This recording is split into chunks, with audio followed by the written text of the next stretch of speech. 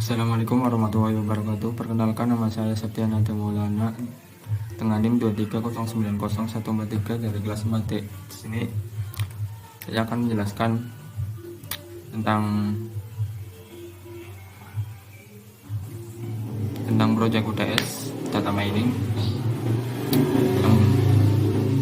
Yang pertama, di sini kita akan mendemonstrasikan cara perhitungan manual bow di spreadsheet. Nah, di soalnya di dokumen 1 ada data science is fun, dokumen 2 data mining and data science, dokumen 3 big data is big business. Nah, lalu kita di dokumen 1 karena data 1, science 1, is 1, fun 1. Di dokumen 2 nya ada data mining and data science. Kenapa 2? Ini karena datanya 2 ya kan. Untuk dokumen 3 nya ada big data is big business. Ya, untuk perhitungan TF nya. Nah,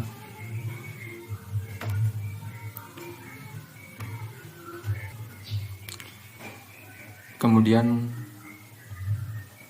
hasil tadi kita dibagi per kata. Misalnya di dokumen 1 kan ada 4 kata, berarti hasil yang tadi, yang ini dokumen 1 data science is fun. Nah, tadi kan data science is fun kan 1 dibagi 4 hasilnya 0,5. Untuk dokumen 2 ini ada 5 kata.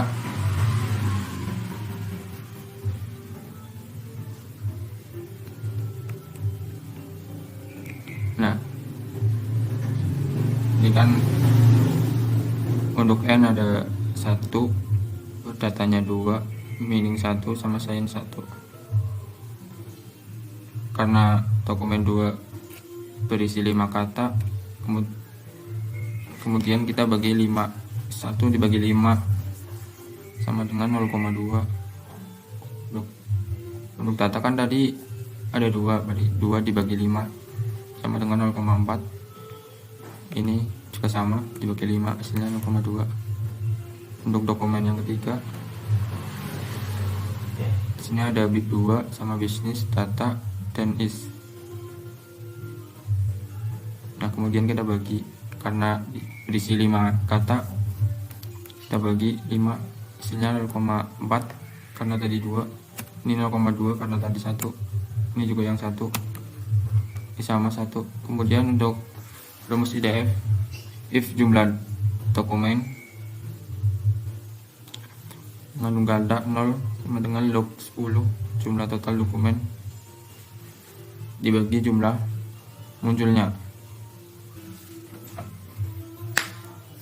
Nah, sekarang ini jumlah semua dari total dokumen ada ini. Kemudian untuk rumusnya log 10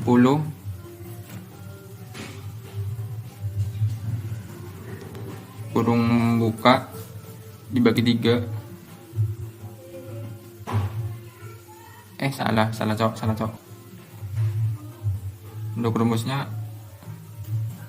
log 10 3 dibagi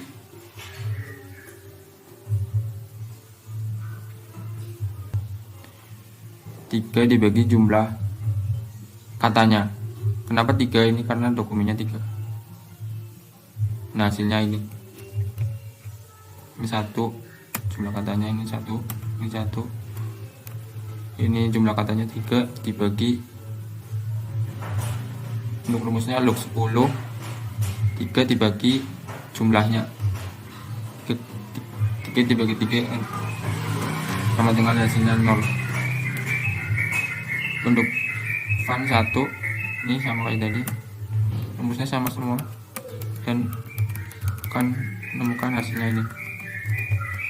Untuk rumus TF IDF, hasil dikali IDF. Nah,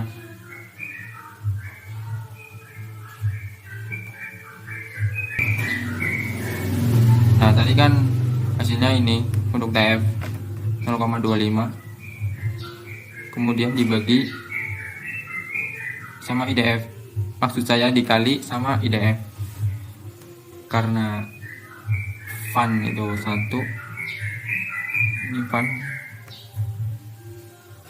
dibagi sama fun juga, maksud saya dikali aja ya guys. Untuk rumus TF dan TF IDF, hasil TF dikali hasil IDF. Nah, hasil TF kan untuk dokumen 1 ada data fun is science, hasilnya 0,25 karena satu kata. Nah, ini untuk fun hasil IDF.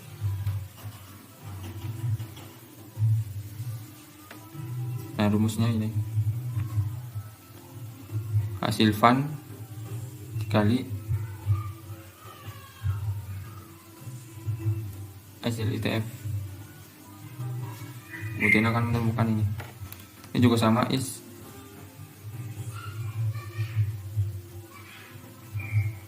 hasil TF dikali hasil ITF,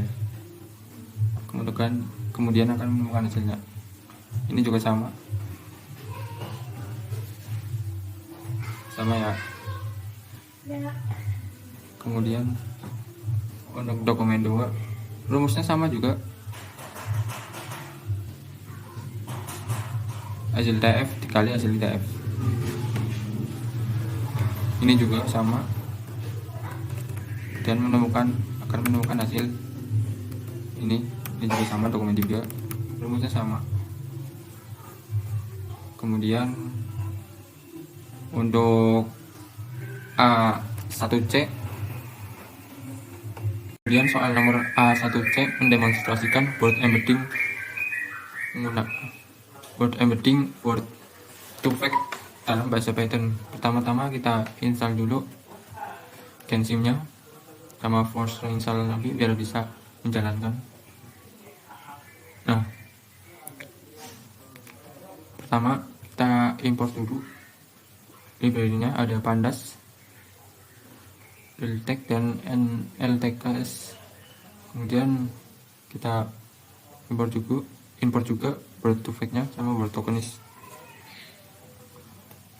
Nah, pertama-tama kita muat datasetnya dulu, kemudian kita lakukan pre-processing.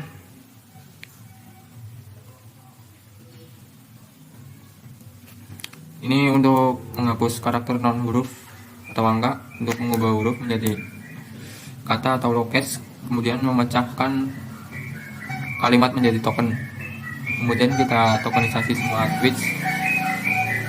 Nah, kenapa tweets? Karena dataset ini berisikan kolom teks yang disebut tweets. Kemudian kita pre-processing. Di sini ada nanti model word to fact,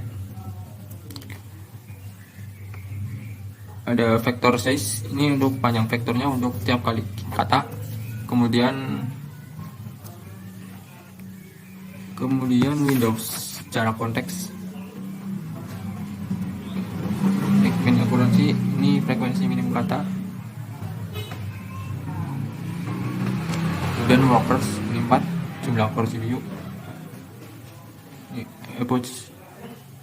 Epoch-nya 10, jumlah iterasi pelatihan.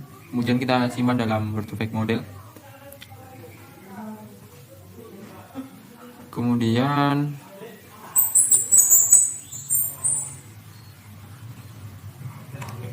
kita coba untuk jika kata love muncul, maka akan jika kata love yang ada di dataset muncul, maka akan bernilai reels sebanyak 10 reels. Ini mengapa dimensi? Dimensi adalah kata yang harusnya muncul. Ini ada 100. Ini untuk else nya, jika kata love tidak ditemukan dalam vocabulary, kemudian kita cari kata yang mirip love. Ini untuk similar, ini adalah kata yang mirip, kita asumsikan ini. Kemudian kita cari love.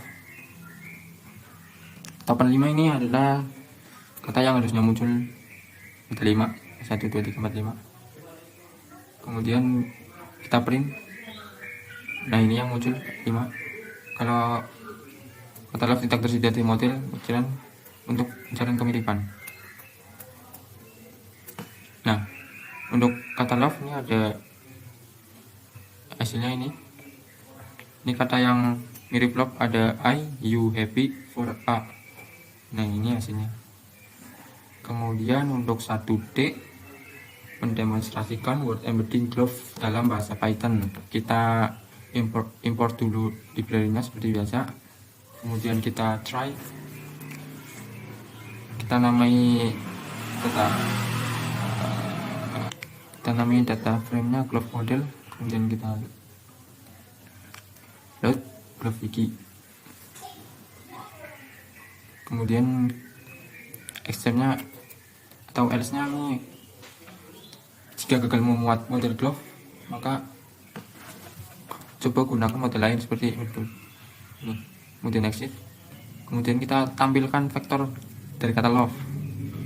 Kita masukkan lagi data frame-nya vektor love, kemudian masukkan data frame-nya ini, misalnya love, kemudian print. Untuk kata love apakah ada? Kalau ada, maka akan muncul. Jika tidak ada, kata love akan tidak ditemukan dalam vocabulary. Nah, yang ketiga, cari kata yang mirip love. Nah, ini data frame-nya, misal similar word, kemudian glove word, glove model kali mouse similar, misalnya love, yang munculnya adalah 5 misal. Kemudian kita kata yang mirip love. Nah, kan 5, misalnya ada me, passion, my life, dream. Kemudian kita forward similar.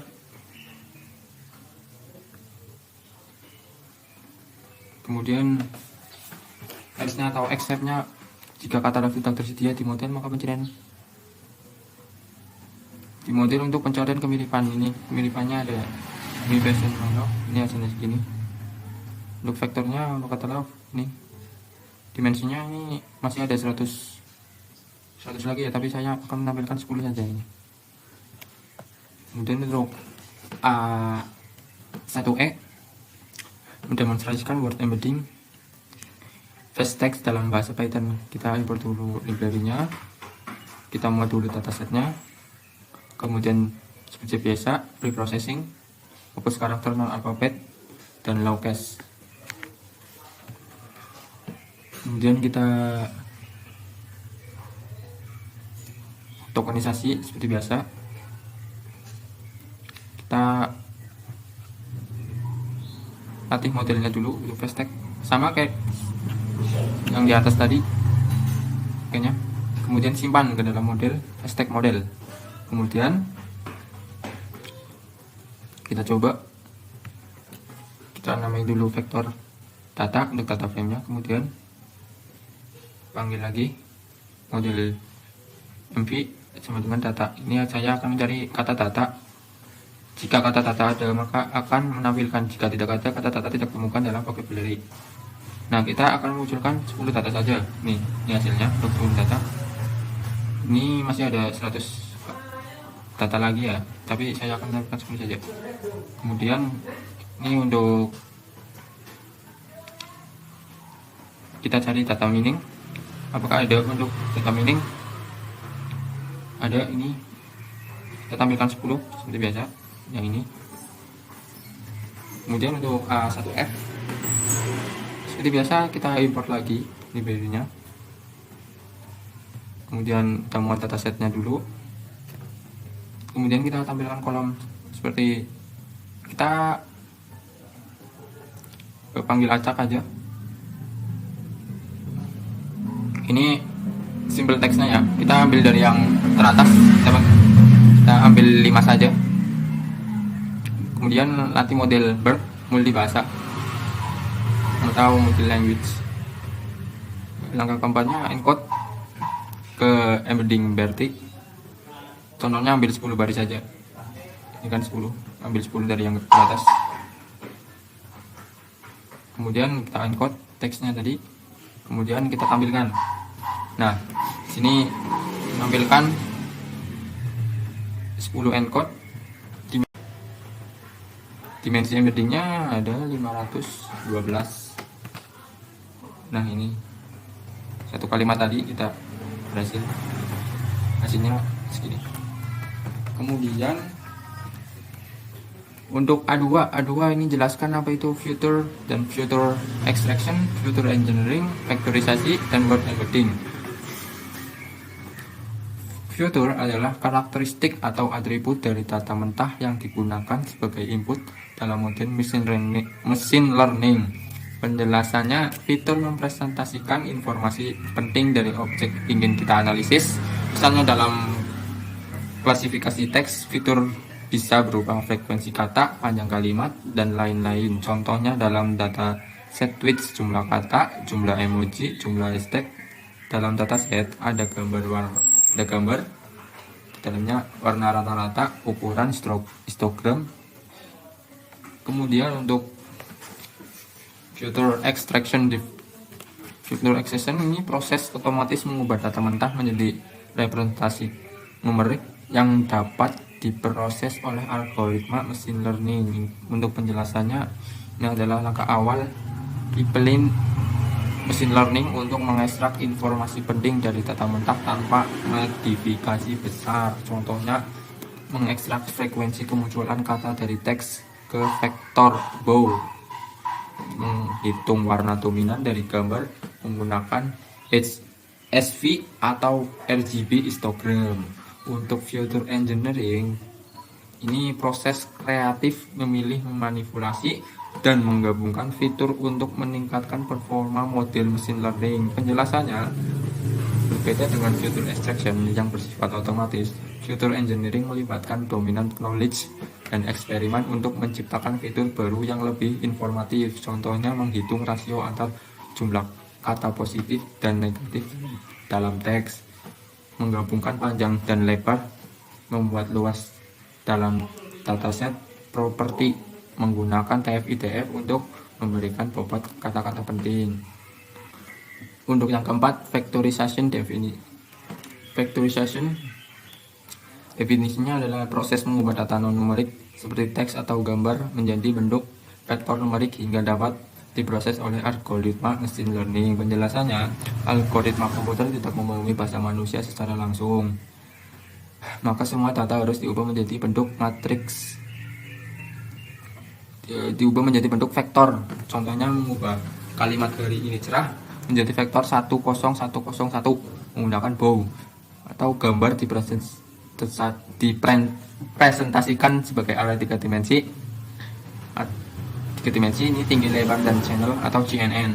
Kemudian word embedding ada teknik vektorisasi khusus untuk teks di mana kata-kata direpresentasikan sebagai vektor bernilai real atau dense vektor yang mampu menangkap makna semantik dan konteks dari suatu kata. Penjelasannya, word embedding membantu model memahami hubungan antar kata. Misalnya, raja berkaitan dengan ratu atau Paris mirip dengan Jakarta karena keduanya ibu kota. Contohnya model word2vec representasikan kata dalam ruang vektor berdimensi tinggi. Model GLOVE menggunakan karakteristik global Coocrons untuk belajar makna kata. Model FastText memperhitungkan subkata untuk kata yang belum pernah dilihat sebelumnya. Model BERT embedding kontekstual vektor berbeda dengan kata yang sama tergantung konteks kalimat. Untuk 2B, jelaskan apa perbedaan keunggulan dan kekurangan bow, TF-TF, word to fact, glove, fast tag, dan bird word embedding. Untuk bow atau big of word, keunggulannya sangat sederhana dan mudah diimplementasikan cepat dalam proses ekstraksi fitur. Kekurangannya tidak memperhitungkan urutan kata atau mekanik semantik. Dimensi vektor sangat besar jika jumlah kosakatanya vocabulary atau besar. Tidak efektif untuk tugas NLP yang kompleks karena tidak menangkap hubungan antar kata.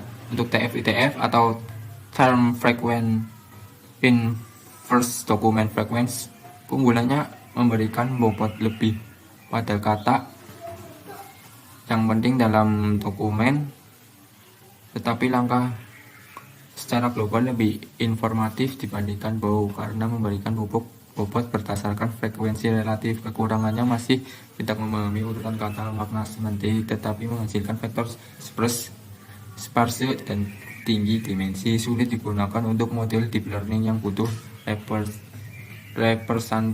representasi dense. Untuk word to fact, keunggulannya menghasilkan vektor dense yang dapat menangkap hubungan semantik dan sintaksis antar kata, cocok digunakan untuk berbagai tugas NLP seperti klasifikasi teks, pencarian sinonim, dan lain-lain. Kekurangannya tidak menangkap kata baru, out of vocabulary atau OOP, memerlukan data pelatihan yang besar agar hasilnya representatif, tidak konsekuensial.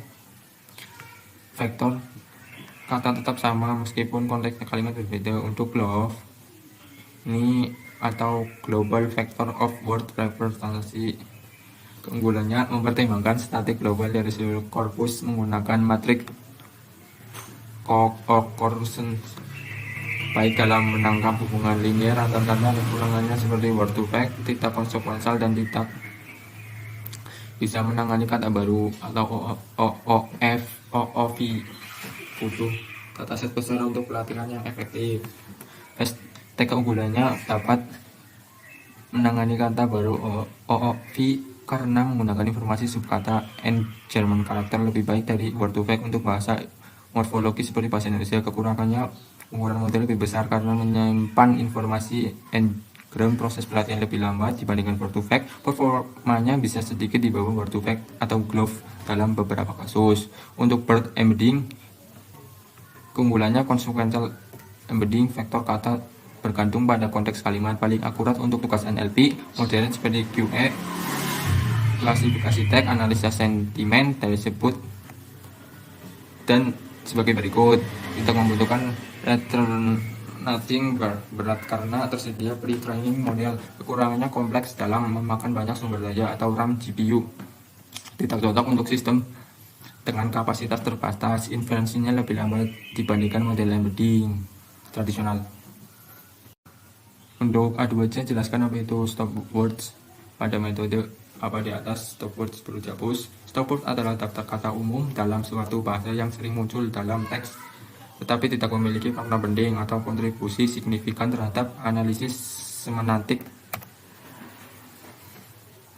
Kata yang biasanya berupa kata bantu atau penghubung dalam kalimat seperti bahasa Indonesia yang, dan, adalah, ini, itu, dari, di, ke, dengan, dan lain-lain. Untuk bahasa Inggris the, is, and, of, who, dan lain-lain. Dalam banyak tugas NLP seperti klasifikasi teks atau analisis sentimen, stop word seringkali dihapus agar model tidak fokus pada kata yang tidak informatif.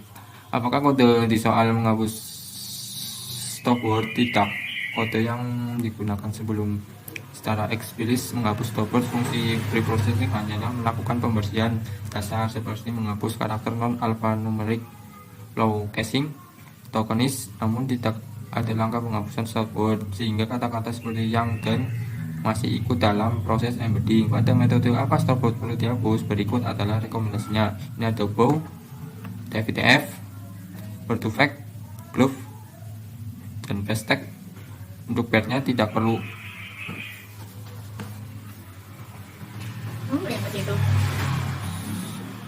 Untuk bow, TF-TF, word, glove, dan hashtag penghapusan tersebut sangat tidak rekomendasikan. Untuk word tersebut boleh dibiarkan. Untuk A2D, jelaskan apa itu sintaksis dan semantik. Mana metode yang penting di atas yang merupakan konsekuensial penting.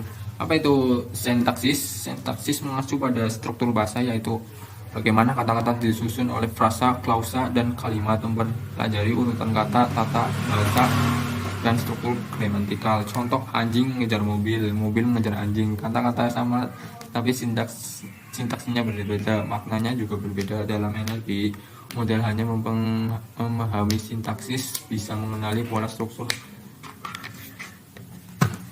bahasa, tetapi belum tentu memahami makna seperti dari kata tersebut. Apa itu semantik? Semantik berkaitan dengan makna dari kata, frasa, dan atau kalimat. Fungsi pada arti dari suatu teks. Contoh, raja dan ratu memiliki hubungan semantik. Kalimat dia lapar menjelaskan bahwa orang tersebut perlu makan. Model memahami semantik dalam memahami konteks hubungan antar kata dan makna tersembunyi dalam teks. Apa itu consequential embedding? Consequential embedding adalah representasi vektor kata yang berupa tergantung pada konteks kalimatnya. Misalnya kata bank, dalam saya menyimpan uang di bank, lembaga keuangan. Kami tidak duduk di tepi sungai di pinggiran bank, tetapi sungai vektor kata tetap seperti dalam word to vec atau block, melainkan dinamis sesuai konteks. Metode embedding mana yang merupakan consequential embedding? Untuk bawah tidak hanya frekuensi kemunculan kata. Untuk type F memberikan bobot berdasarkan frekuensi. Ini tidak, word to vec tidak, block tidak, hashtag tidak. Tapi consequential breadth embedding. Oke. Untuk B, image future. Untuk B1 nya kita import dulu datasetnya yang ada di soalnya ini ya, animal yang ada di Google. Ini untuk datasetnya. Kemudian kita import dulu library-nya. Ada Google Host, DB2, Matplotlib untuk menampilkan, ada NumPy. Kemudian download datasetnya. Ini kita download lagi datasetnya dan tampilkan. Kemudian cek isi folder dataset, misalkan ada animal. Nah, kita cek dulu apakah ada animal. Kalau tidak, ini backup jika folder besar huruf.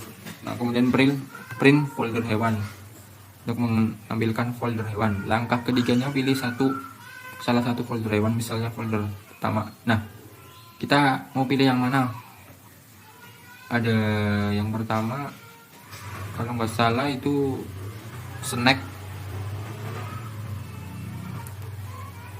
Yang pertama itu nolnya snack, satunya anjing, ini untuk 2, ini kucing.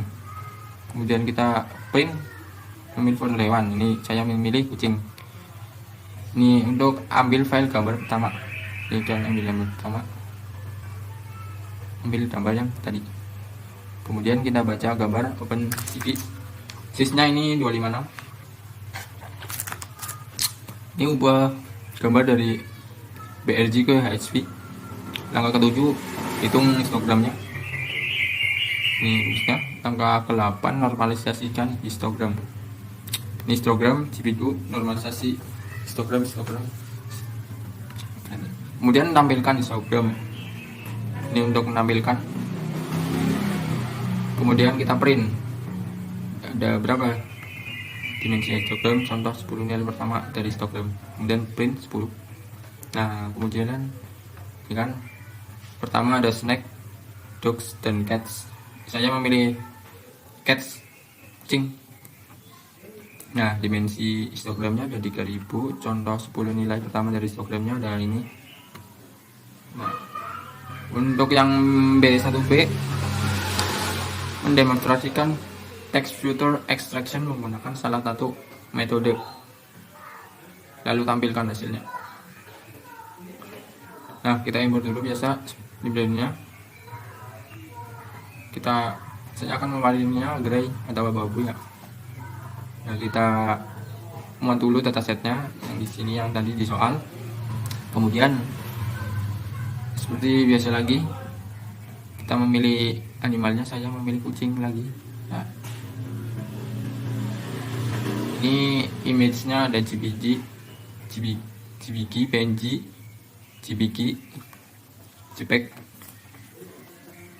Saya pilih yang pertama, yang 0 tadi, kucing. Saya memilih kucing. Untuk size gambarnya 256, bisa diperbesar juga terserah Anda. Yang keempatnya konversi ke grayscale, saya memilih warna abu-abu. Kemudian hitung LBP, saya memilih 3, envoy-nya 8 kali radius, 8 kali 3. Kemudian kita tampilkan hasil. Ini hasil gambar hasil yang pertama, yang normal, warna normal. Ini warna yang abu-abu. Kemudian kita tampilkan. Nah ini hasilnya. Ini gambar asli, ini gambar yang udah di fitur tekstur atau LBP. Kita import dulu, biasa datasetnya. Ini import dulu datasetnya.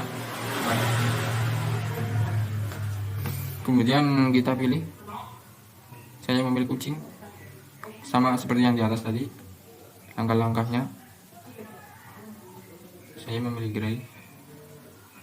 Nah terus ini gambar asli, tampilkan gambar asli. Ini yang gambar yang udah di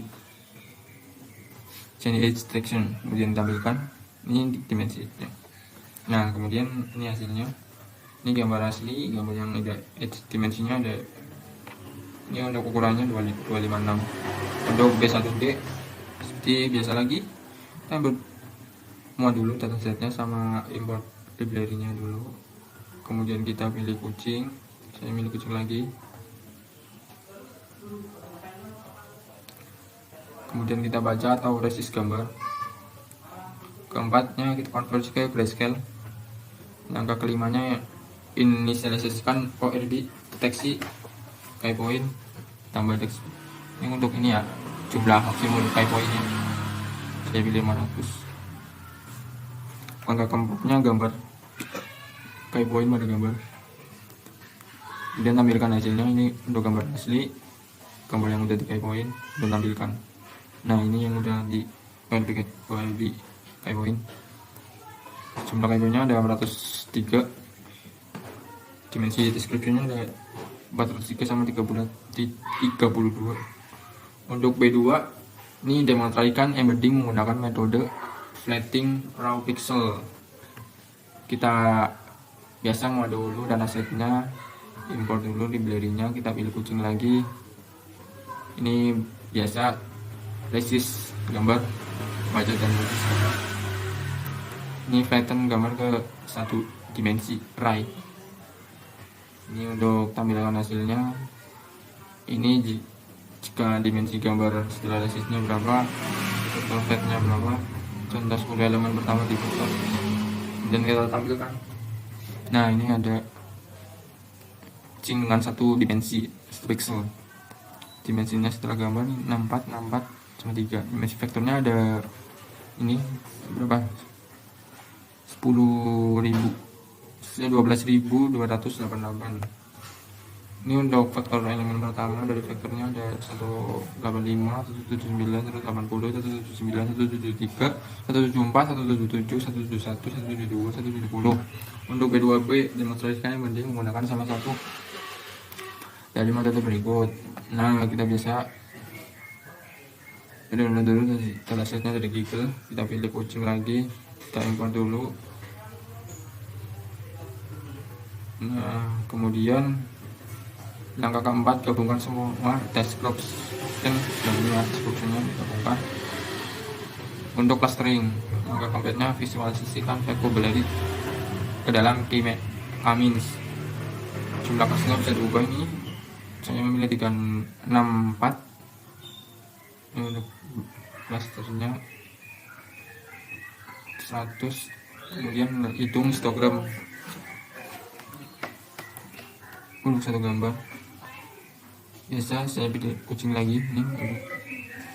Kemudian kita tampilkan menggunakan matplotlib. Nah ini untuk gambar asli, ini untuk gambar yang udah di Bobby. Nah ini untuk POVW.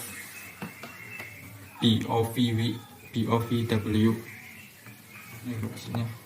Dimensinya ada 64, contoh gramnya ada, saya tampilkan 10.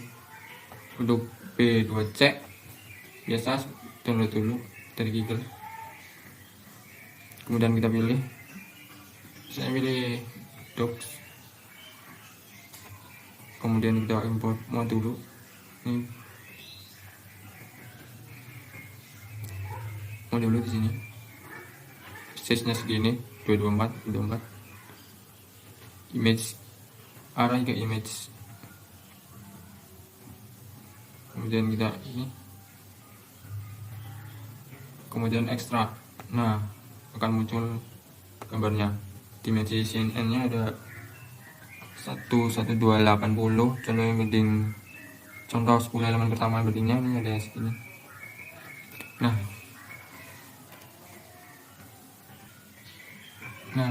udah selesai.